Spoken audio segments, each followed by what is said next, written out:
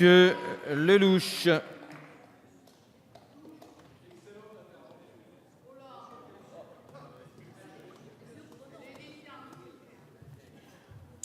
Merci Monsieur le Président, Monsieur le Ministre, Monsieur le Président de la Commission des lois.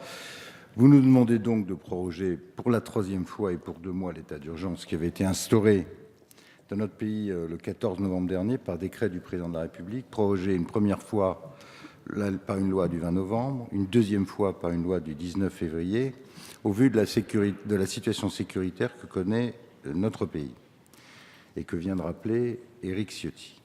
Face à une stratégie des organisations terroristes islamistes qui vise à diviser les Français, à les jeter les uns contre les autres, il est difficile pour un parti de gouvernement comme les Républicains de faire autre chose que de soutenir l'unité nationale dans un moment où la sécurité de nos concitoyens est en jeu. Seul doit primer l'objectif absolu de la protection des Français. C'est la raison pour laquelle il va de soi que nous voterons cette prorogation, en étant convaincus par ailleurs que l'exécutif que vous représentez dispose des informations et des renseignements nécessaires pour justifier cette prorogation, informations dont par définition nous ne disposons pas. Madame Bechtel l'a rappelé tout à l'heure.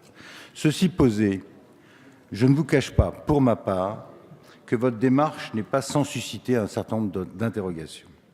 Dans son discours de Versailles du 16 novembre devant le Congrès, le chef de l'État, on s'en souvient, avait proposé cette mauvaise affaire de l'inscription de la Constitution de la déchéance de la nationalité pour les binationaux, y compris ceux nés en France, une affaire qui a pollué le débat politique de notre pays 4 mois durant, mais il avait également proposé de constitutionnaliser l'état d'urgence précisément pour en encadrer les effets et pour éviter d'y avoir recours de façon quasi permanente comme vous le faites aujourd'hui.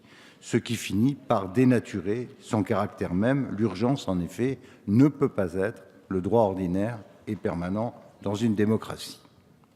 Le Premier ministre Manuel Valls indiquait dans cet esprit, à l'occasion de son discours du 5 février, introduisant la révision constitutionnelle, qu'elle poursuivait un objectif, je cite, « adapter notre Constitution le plus haut de nos textes de droit, celui qui s'impose à tous les autres, à la réalité de la menace. C'est l'objet de l'article 1er, disait-il, du projet de loi qui vise à compléter l'article 36 de la Constitution. Cet article ne modifie en aucun cas les conditions qui actuellement justifient la mise en œuvre de l'état d'urgence.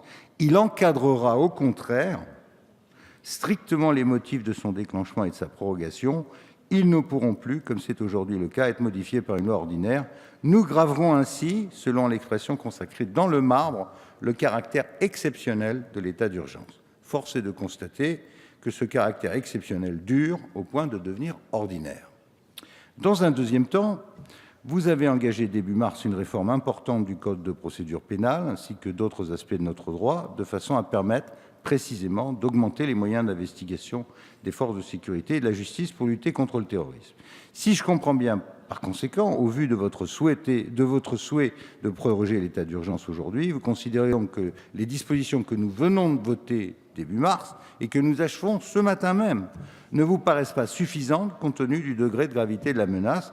Mais alors pourquoi vous interdire de mener des perquisitions administratives dans le texte que vous proposez aujourd'hui? Et pourquoi, comme le disait tout à l'heure Guillaume Larrivé, faire en sorte que la plupart des gens qui sont des djihadistes sont aujourd'hui en liberté au lieu d'être assignés à résidence? J'avoue que j'ai du mal à comprendre votre logique. En troisième lieu, dans son discours du 16 novembre, le président de la République avait parlé de guerre. Je le cite, « La France est en guerre. Les actes commis vendredi soir à Paris et au Stade de France sont des actes de guerre. » Et le Premier ministre, à plusieurs reprises, a explicité cette notion de guerre. Mais alors, comment expliquer, alors qu'un pays est en guerre, qu'il organise 1 mois durant une manifestation aussi considérable que le championnat d'Europe de football, en laissant par ailleurs organiser des rassemblements humains de grande ampleur, compréhensible en temps de paix, mais difficilement imaginable en temps de guerre? Si on peut considérer que les stades, qui sont des enceintes closes et protégées, peuvent être adéquatement surveillés au point d'entrée, n'est-ce pas prendre un risque exorbitant de laisser organiser par des entreprises privées, dans des lieux emblématiques, la Tour Eiffel, la concentration de plusieurs dizaines de milliers de personnes pendant 1 mois? C'est la raison pour laquelle, je rappelle au passage que les élus républicains au Conseil de Paris ont à plusieurs reprises, je le dis devant Philippe Goujon, suggéré au pouvoir public de déplacer la fan zone dans un lieu clos, par définition mieux protégé, par exemple le stade Charletti. Je vous dis, monsieur le ministre, que surveillant de très près ces questions de terrorisme, je note qu'en ce moment même, chaque semaine, des armes chimiques sont utilisées en Syrie des deux côtés, du régime de Bachar, mais aussi du côté des djihadistes de Daesh. Aujourd'hui, à Mossoul, les armes chimiques sont fabriquées par un certain Abou Malek, qui était le chef chimiste de Saddam Hussein. Ces armes chimiques peuvent se retrouver en France demain. Est-ce que vous êtes conscient des risques que vous faites peser sur nos concitoyens en laissant organiser dans des lieux emblématiques des concentrations humaines de ce type?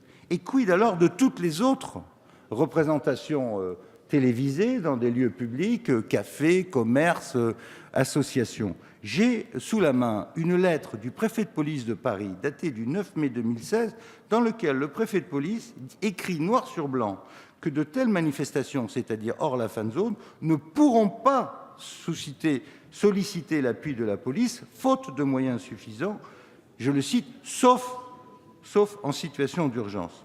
Autrement dit, pour toutes les autres manifestations, l'État s'en remet aux organisateurs qui devront louer les services de sécurité privés. En quatrième lieu, je termine, Monsieur le Président, comment imaginer qu'en état d'urgence, vous laissiez perdurer une situation qui relève de la chienlit dans nos rues?